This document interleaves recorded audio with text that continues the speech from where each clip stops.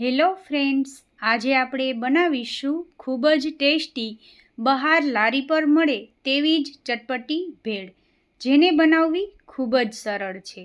જો તમે આ ચટપટી ભેળ ક્યારે પણ ન બનાવી હોય તો એકવાર આ રીતે જરૂરથી ટ્રાય કરજો, કેમ કે આ ભેળ ટેસ્ટમાં એટલી બધી સરસ લાગે છે ને કે આનો સ્વાદ તમારા મોઢામાં ચોક્કસ રહી જશે અને તમે વારંવાર બનાવવાનું પસંદ પણ કરશો. જ્યારે પણ ભૂખ લાગે ત્યારે આ ભેળ ફક્ત 5 જ મિનિટમાં બનાવી તૈયાર કરી શકીએ છીએ. રેસીપી સારી લાગે તો લાઈક કરજો, શેર કરજો અને ચેનલ પર નવા હોય તો ચેનલને સબસ્ક્રાઈબ કરી પાસે આપેલું બેલ બટન જરૂરથી દબાવજો. તો ચાલો લારી પર મળે તેવી જ એકદમ ટેસ્ટી ભેળ બનાવવાનું શરૂ કરીએ.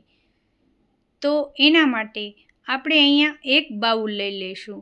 એમાં આપણે 1 વાટકો ભરી અને વઘારેલા મમરા એડ કરીશું. તમે આમાં વ્હાઈટ સોલ્ટેડ મમરા આવે છે એ પણ અહીંયા લઈ શકો. તો અહીંયા આપણે વઘારેલા મમરા છે એ લઈ લીધા છે અને એક બાઉલમાં એડ કરી દીધા છે. સાથે આપણે મિક્સ ફરસાણ એટલે કે તીખું ચવાણું આવે છે ચટપટું, એ આપણે રેડીમેડ લઈ લીધું છે, એ આપણે એડ કરીશું. હવે આપણે આમાં બાફેલા બટાકા લીધા છે, એને આવી રીતે નાના નાના ટુકડામાં સમારી અને એને પણ આપણે 2 થી 3 ચમચી જેટલા એડ કરીશું. હવે આપણે આમાં ઝીણી ચોપ કરેલી ડુંગળી એડ કરશું. સાથે આપણે સિંગદાણા છે એને પણ આપણે તળી અને લઈ લીધા છે. તો 2 થી 3 ચમચી જેટલા આપણે સિંગદાણા એડ કરીશું અને થોડાક ઝીણા સમારેલા લીલા ધાણા એડ કર્યા છે. હવે એક વખત બધી જ વસ્તુને સારી રીતે મિક્સ કરી લેશું. આ ભેળને આપણે વધુ હેલ્ધી અને ટેસ્ટી બનાવવા માટે આપણે અહીંયા બાફેલા ચણા પણ એડ કરી શકીએ, પણ અત્યારે આપણે નથી ઉમેર્યા. જો તમે આમાં ઉમેરવાના હોય તો ઉમેરી શકાય. હવે આપણે આમાં ખજૂર આમલીની ચટણી એડ કરશું. આ ખજૂર આમલીની ચટણી એડ કરવાથી આપણી ભેળ એકદમ ટેસ્ટી બની અને તૈયાર થશે.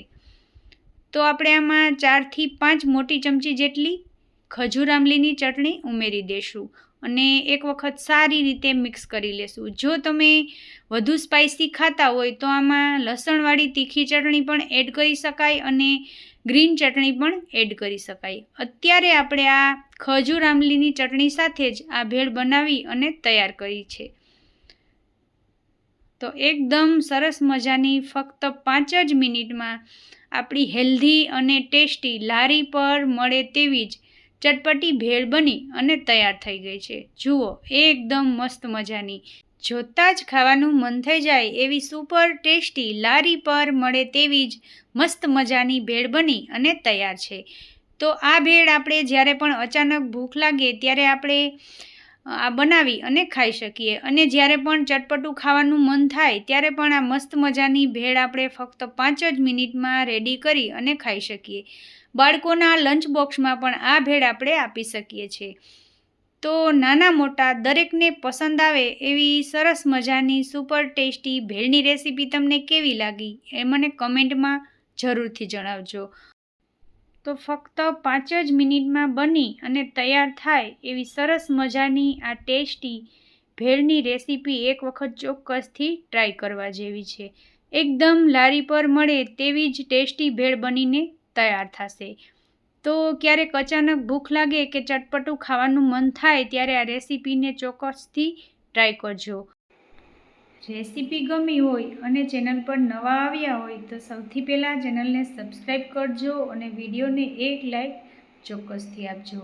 અને આવી જ એક નવી રેસીપીના વિડીયો સાથે ફરી મળીશું. ત્યાં સુધી તમને બધાને મારા જય માતાજી, જય Shri Krishna. Thanks for watching.